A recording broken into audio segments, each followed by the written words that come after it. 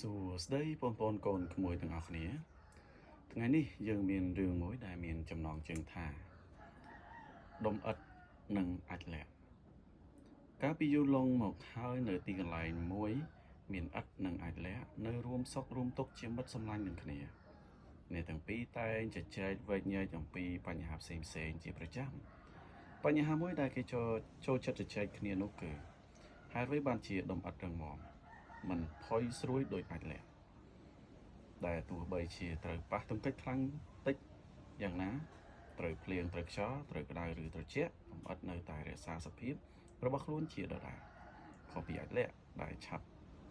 ប្រេះបែកខូចរូបខូចរាងដោយងាយជាទីបំផុតក្រោយពីបានជជែកវែកញែកជាច្រើនលើកច្រើនសារមកអាចម៍លាក់ក៏ចាប់ផ្ដើមសង្កេតពិនិត្យទៅលើអ្វីជាច្រើនប្រការរហូតដល់គិតឃើញរឿងអ្វីម្យ៉ាងចេញមកវាស្រែកដោយក្តីត្រេកអរថាខ្ញុំនឹកឃើញហើយសម្លាញ់ហេតុអ្វីបានជាឯង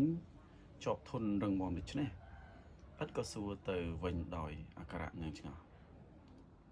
តើឯងនឹកឃើញរឿងអ្វីទៅអាចម៍លាក់ឆ្លើយដោយក្តីជឿជាក់ទុកចិត្តដោយសារតែឯងត្រូវគេយកទៅដុតនឹងហើយបានជាឯងអាចធន់រឹងមាំដូច្នេះគ្រាន់តែពោលពាក្យចប់